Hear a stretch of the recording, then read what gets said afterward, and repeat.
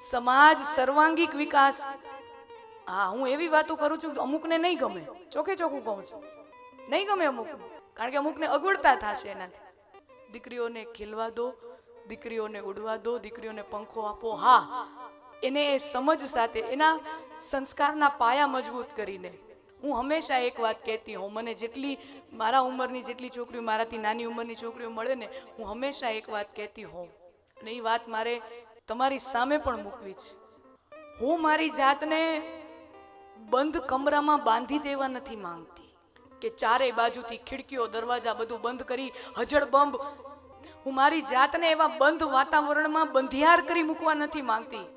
મારા બારી બારણા ખુલ્લા મૂકું છું અને તમામ વિશ્વની સંસ્કૃતિઓની હવા ભલે આવે, તમામ વિશ્વની સંસ્કૃતિઓની હવા આવે, પવન આવે, લહેરકી આવે, ભલે આવે, કારણ કે એમાંથી કાંઈક નવું શીખવા મળશે, કાંઈ સારું શીખવા મળશે. અને મને ગૌરવ એ વાતનો છે, ભલે તમામે તમામ વિશ્વની સંસ્કૃતિઓ, વિશ્વના વિચારો, વિશ્વના કલ્ચરની પવનની લહેરકી આવે, પણ મને મારા ઉછેર ઉપર, મને મારા માતા પિતા ઉપર, મને મારા કુળના સંસ્કાર ઉપર અને મને મારા સંસ્કારોના પાયા ઉપર એટલો વિશ્વાસ છે કે ગમે એવા કલ્ચરનો પવન આવે, મારી સંસ્કૃતિના મૂળિયાથી મને કોઈ ઉખાડી નહીં શકે.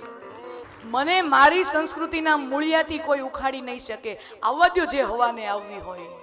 આને सीखिए ने, हम भी कुछ बाहर वालों से कुछ सीखें, बाहर वालों को हम कुछ अपना सिखाएं. નથી એ બધા લોકો ધોળિયા લોકો યોગ શીખતા. સારું છે ને, આપણું સારું છે, એ લોકો શીખે છે, એમાંથી કાંઈ સારું હોય આપણે શીખીએ. પણ આપણે શું કરી, ખરાબ ખરાબ હોય પેલું પકડી લઈશ. એ સંસ્કૃતિની ખરાબ આદતો જેનાથી પોતે લોકો દુખી છે. Divorce rate 52%. અને આપણને બહુ લાગતું હોય ને સારું છે કે ભાઈ ચલો ન ગમ્યા તો છૂટા થઈ ગયા. ત્યાંના ટીનેજર્સ સાથે કોઈક વાર વાત કરજો.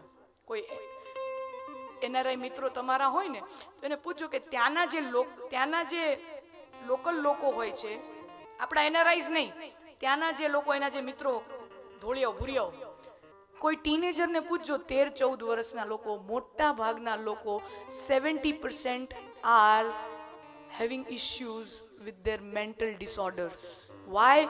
Because their parents are not living together. Mom is living with some other dad and dad is living with some other mom. અને આ બધાની વચ્ચે બાળકો પીસાય. એટલે આખા બાળકનું 13-14 વર્ષની ઉંમરમાં એનું જે ફાઉન્ડેશન છે એ બહુ કાચું રહી જાય છે. People feel very lonely there. They don't have friends.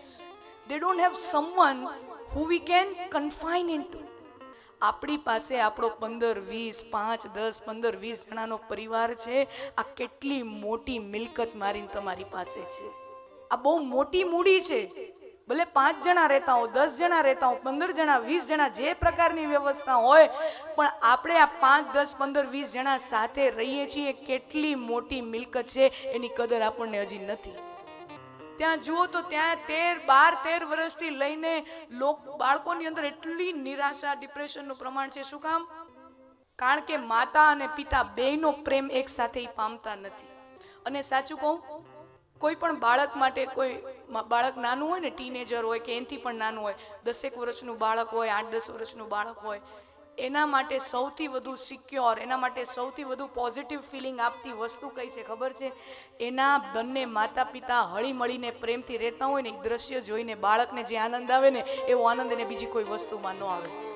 તમે જોજો, પતિ પત્નીની અંદર જરાક ઝઘડો થાય ને, કોઈ પણ વાતને લીધે ઝઘડો થાય, બાળકને તો ખબર ન હોય ને કઈ વાત હોય, કારણ કે એ તો થોડું સમજી શકવાનું છે.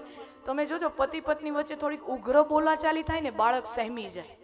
સમજણું 2-3 વર્ષનું એવું નહીં, સમજણું બાળક, 8-10 વર્ષનું જે બાળક હોય ને, એ સહેમી જાય, જે થોડું સમજી શકતું હોય કે અમારા મમ્મી પપ્પા એકબીજાને ઊંચા અવાજે કેમ બોલે છે. દે ડોન્ટ લાઈક ઇટ. એને ન ગમે. એ બાળકના મગજ ઉપર બહુ માઠી અસર ઉપાડે છે. એક બાળક માટે પોતાના માતા પિતા એકબીજાને પ્રેમ કરતા હોય, એકબીજાની સાથે રહેતા હોય, આનાથી વધારે સલામતી ભર્યું વાતાવરણ બાળક માટે બીજું કોઈ હોતું જ નથી.